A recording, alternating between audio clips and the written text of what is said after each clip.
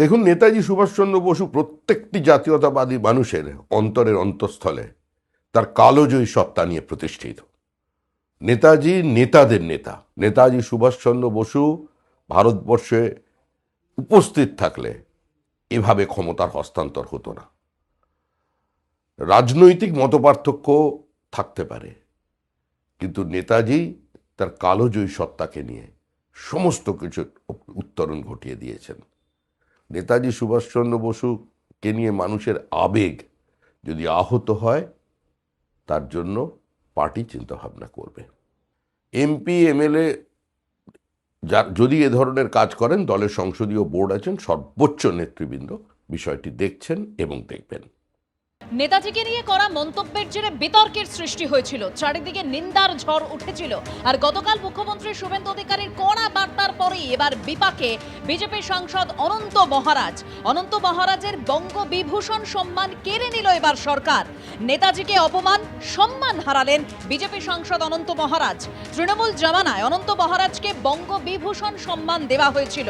নেতাজি বিতর্কে এবার সেই সম্মানই কেড়ে নিল বিজেপি সরকার। নেতাজিকে অসম্মান, সম্মান হারালেন বিজেপি সাংসদ।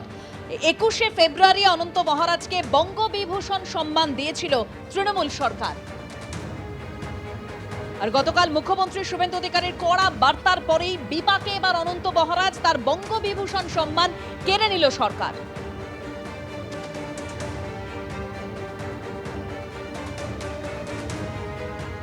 নেতাজিকে অপমান করে সম্মান হারালেন বিজেপি সাংসদ অনন্ত মহারাজ। 21শে ফেব্রুয়ারি অনন্ত মহারাজকে বঙ্গবিভূষণ সম্মান দিয়েছিল তৃণমূল সরকার। নেতাজিকে অপমানের পরে সেই সম্মানই কেড়ে নিল BJP Sarkar.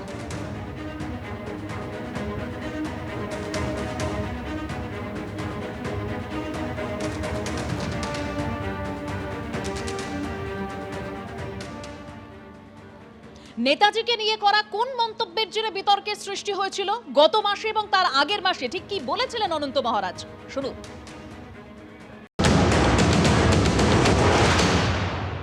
Netaji is a war criminal, যায় দেশের বিরুদ্ধে যুদ্ধ করে, বন্দুক তোলে, দেশদ্রোহী হয় না নয়?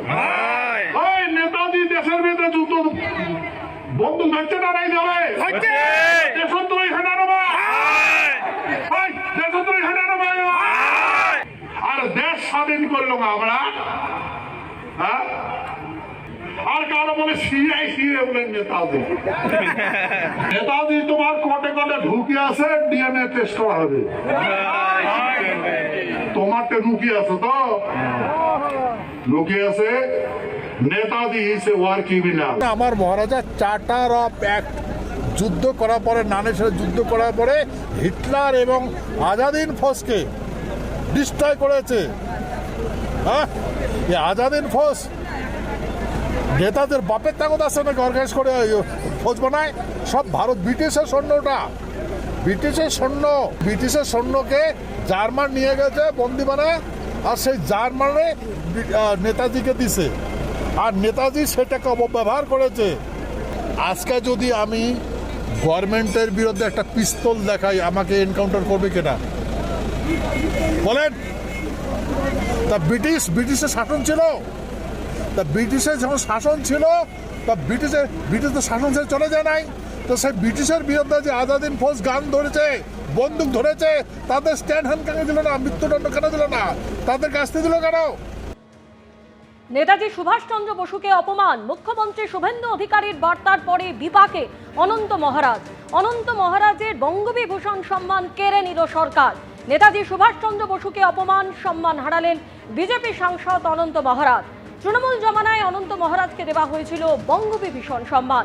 নেতাজি বিতর্কে সেই সম্মান কেড়ে নিল বিজেপি সরকার। নেতাজি সুভাষচন্দ্র বসুকে অসম্মান, এবার সম্মান হারালেন কেন্দ্রীয় সাংসদ। এই মুহূর্তে টেলিফোনে আমরা যোগাযোগ করতে পেরেছি কেন্দ্রীয় শিক্ষা প্রতিমন্ত্রী সুকান্ত মজুমদার এই মুহূর্তে টেলিফোনে আমাদের সঙ্গে রয়েছেন। সুকান্ত বাবু, গতকালই মুখ্যমন্ত্রী শুভেন্দু অধিকারী কড়া বার্তা দিয়েছিলেন এবং তারপরেই অনন্ত মহারাজ তার থেকে বঙ্গবিভূষণ সম্মান কেড়ে নিল সরকার। দেখুন, আমি শুধু এটুকুই বলবো, আমাদের মতো দায়িত্বপূর্ণ জায়গায় যারা আমরা আছি, সাংসদ, বিধায়ক বা সমাজের অন্য স্তরের যারা মানুষ, যারা বিশিষ্টভাবে বিভিন্ন জায়গায়, বিশিষ্ট ব্যক্তি যারা বিভিন্ন জায়গায় অবস্থান করছেন, তাদের কারোরই উচিত নয়, যে কোনো আমাদের বাংলার তথা ভারত মায়ের অন্যতম শ্রেষ্ঠ সন্তান যারা আছেন তাদের মধ্যে নেতাজি সুভাষচন্দ্র বসু অন্যতম। তো স্বাভাবিকভাবে যে ব্যক্তি তার জীবন দিয়ে দিয়েছেন, সম্পূর্ণ জীবনকে উৎসর্গ করেছেন দেশের জন্য, সেই ব্যক্তিকে নিয়ে কোনো ধরনের কুরুচিকর মন্তব্য করা কোনো ব্যক্তির পক্ষে উচিত নয়, এবং আমাদের মতো দায়িত্ববান পদে যারা আছি আমরা, তাদের তো একদমই উচিত নয় বলে আমার মনে হয়।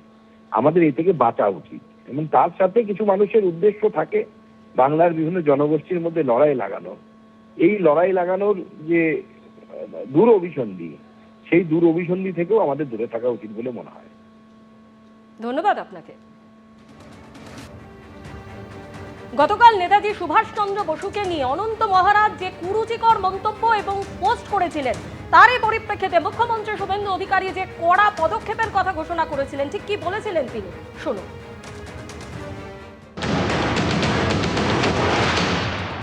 সাইবার সেলকে ইনস্ট্রাকশন দিচ্ছি, যেখানে অভিযোগ আমরা পেয়েছি ভারতীয় ন্যায় সংহিতা অনুযায়ী সেকশনে কেস হবে।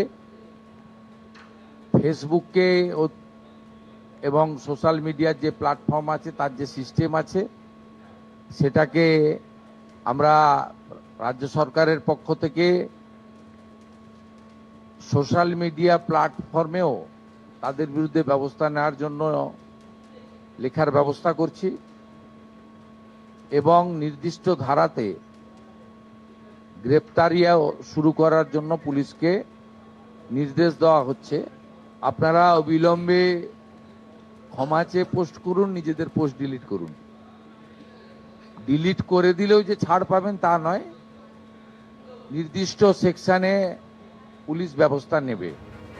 ধারাবাহিকভাবে অনন্ত মহারাজ নেতাজি সম্পর্কে অপমানজনক মন্তব্য করেছেন, দেশদ্রোহী বলে আক্রমণ শানিয়েছেন। মুখ্যমন্ত্রী কড়া বার্তা দিয়েছেন, কিন্তু তারপরেও এখনো অবস্থানে অনড় রয়েছেন বিজেপি সাংসদ অনন্ত মহারাজ।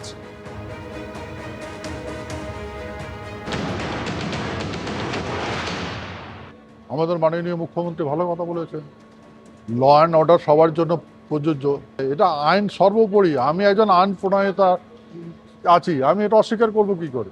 কিন্তু কথাগুলো আমি অপমান কাকে করলাম? জেল যদি দিতে কাকে দিতে হবে?